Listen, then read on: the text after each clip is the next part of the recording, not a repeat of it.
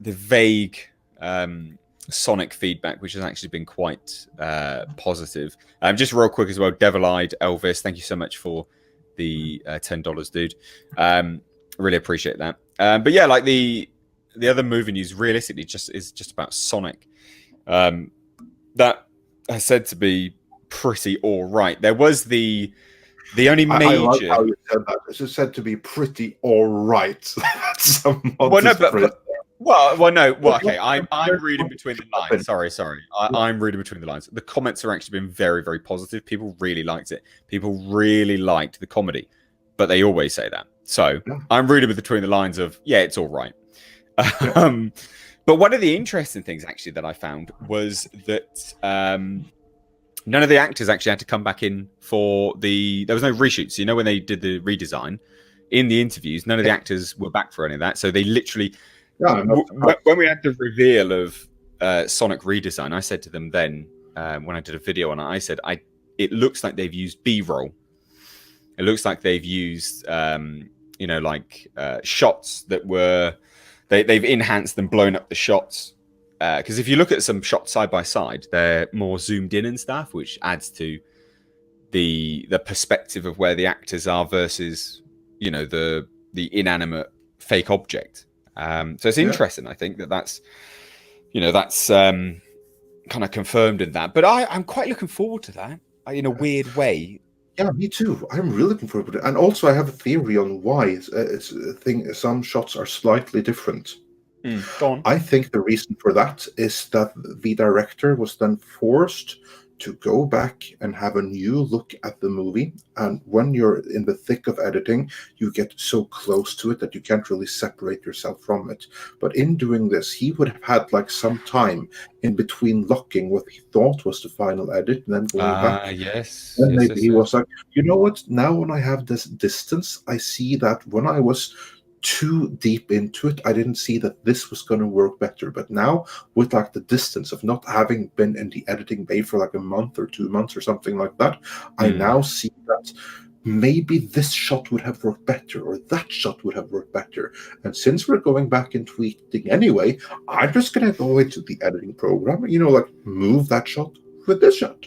And then we have a slightly better movie because of it. So I'm all for that. Yeah. Yeah, I agree with that. Yeah, I agree with that. I'm genuinely looking forward to this, though. I just think it's going to be. I think it'll be interesting, and as well, like I really hope people support it. And I don't even think that. I don't think it's going to be particularly good. I think it's going to be fine. But I hope people support it because they listened. I agree. They listened, and it's the same thing. Like when they do something right, you have to support it, but also make your voice heard as why. Because they didn't have to do that. They didn't have to, and they did. And I want everyone to see that this was a change where they had a vision, and the vision might have looked fine on paper, but it didn't in practice, and they did the right thing, and they went back and changed it. Of course, there are times when you have to stick to your guns, but then there are other times when you have to see that, oh shit, we fucked up, and now we have the opportunity to go and change it, and they do it, and there's nothing wrong with that. This is what I always say, that when you are in a position where you have a movie that's messed up and you have to go into research and stuff, there is no shame in doing so. It is far better to go and do the fixes, provided you do them for the right reason and get a better product, than release something that's ultimately really subpar. Sometimes they go and they fix something that wasn't broken in the first place. This happens. But most of the time, when they go back and they do reshoots and stuff, there's a reason for it. Most of the time there is. Yeah, well, I think what's funny is you say all of that, right? And who was so vocal about all of this that was also negatively vocal about something else and changing stuff? Who worked on a flop and this? Tim Miller. Tim Miller's executive producer on this, isn't he? And it's amazing. He came out. Did you hear the comments he said about all of this? About the redesign of Sonic? Mate, he came out, and I kid you not, he sat there and he said how, we've got to listen to the fans. We have to listen to fans. It's the right thing to do. We're stark contrast to bloody Terminator Dark Fate, where he's like, "Oh no, sod you all. If you don't like it, you're a misogynist." Like what? But I think that goes to show that potentially there was someone else that was pulling the strings on Dark Fate. And I'm not trying to pass the buck away from Tim Miller, because Tim Miller he's a raging bellend as well. But I think that definitely indicates that there was someone above him, someone who made some key decisions that he can override. Yeah.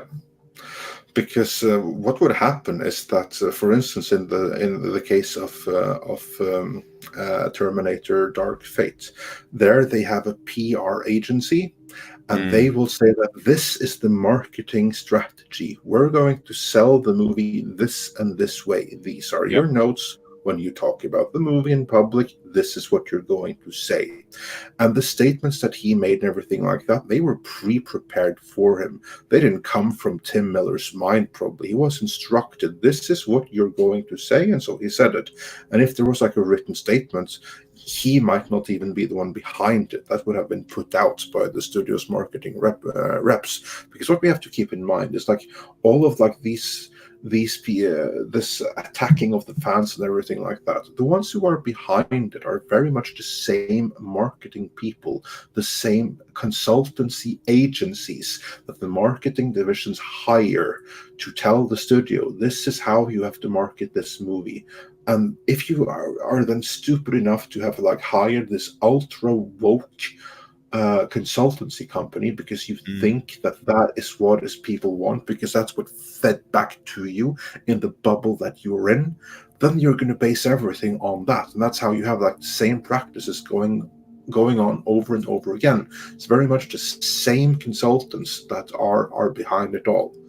But then now you see that it's no longer working. And then in the case of Sony, then now they see that, okay, this was a really bad backlash, so our intended strategy is gonna fail. So we have to try a new string here. And then that's the order that's gonna go out. We're gonna listen to the fans. These are your new talking points. Throw the previous ones in the trash. What goes right now is this. Oh dear, oh dear. So that yeah. Well, I was more referencing actually that it was James Cameron that probably had a lot more to say and was telling was basically saying, no, we're not going to change Dark Fate. Then Tim Miller had the opportunity to. But yeah, I completely see your point there as well.